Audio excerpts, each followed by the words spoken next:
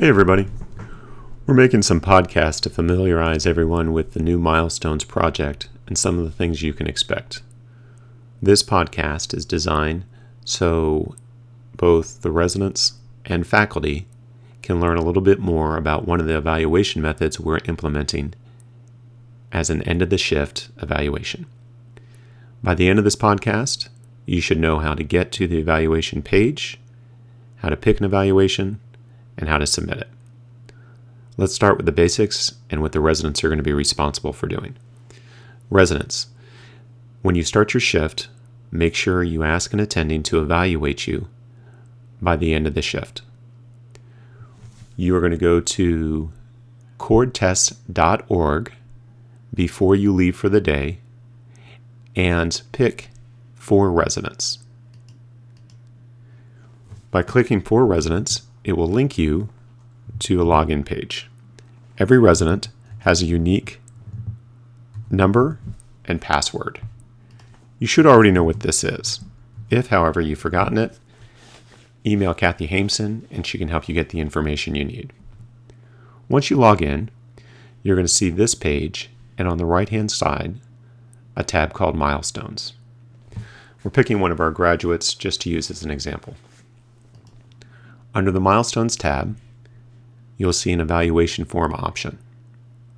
If you click on this option, you'll see that there are listed 8 evaluations for EM1s and 8 evaluations for EM2s and 3s.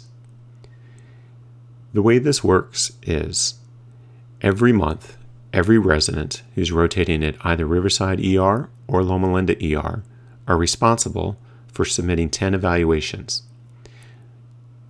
One of each of the 8 should be submitted, and then residents, you've got the option of picking 2 more that you want to have evaluated for a total of 10. If you're a second or third year, you will choose the EM3 evaluations. If you're an intern, you will choose from the EM1 evaluations. I'm going to pick this one. The evaluation form comes up, and you'll see here that there's an option to pick the supervisor. We've entered in the vast majority of attendings that you should encounter in the emergency department. However, to keep the list a little bit shorter, we did not list every part-time attending or folks that you encounter less frequently. But those people can still evaluate you and should. If you're working with a part-time attending or someone who's not listed, you can choose Loma Linda part-time attending, and you'll notice that we also have Riverside part-time attending. In this case, I'm going to select myself. Now that you've got the screen set, what you're going to do is you're going to take either your iPad or your attending to a desktop and have them fill out this evaluation with you. It's short and it shouldn't take long.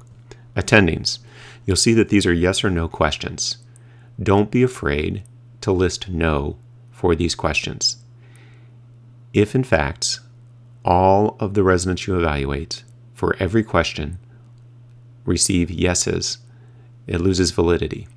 And the reason is some of these milestones that are listed in these evaluations shouldn't be achieved likely until towards the end of the 3rd year. So if everyone are consistently getting yeses, we know that they are not probably accurate. Now, the other thing, these questions should only be marked yes if the resident is consistently meeting the milestone. I'll give you an example. Let's pick question number 1. Resident performs a primary assessment on a critically ill or injured patient. If the resident consistently evaluates the patient's airway, breathing, circulation in the appropriate order, then you would click yes. If, however, you find yourself having to remind the residents and redirect them often, you would click no. Let's pick another one.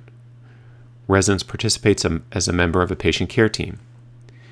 Well, if the resident is consistently talking with the nursing team, bringing the pharmacist in on the discussion, coordinating with case management, then you would click yes.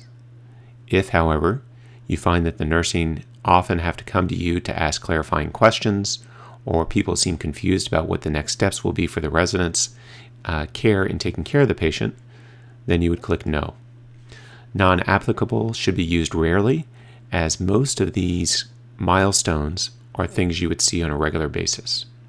Finally, if you have any specific comments on a resident's work and where they can improve, you can put it in this comment box.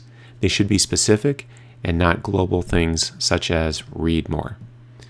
Also, if you find that you have to click part-time attending because your name isn't listed on this evaluation, please type your name in this area so we know who actually did perform the evaluation. Now, once you click Submit, the evaluation form will automatically be uploaded into our database, and the attending will receive an email stating that an evaluation form was filled out on this resident. It confirms that the attending actually performed the evaluation and that the resident just didn't fill it out on their own.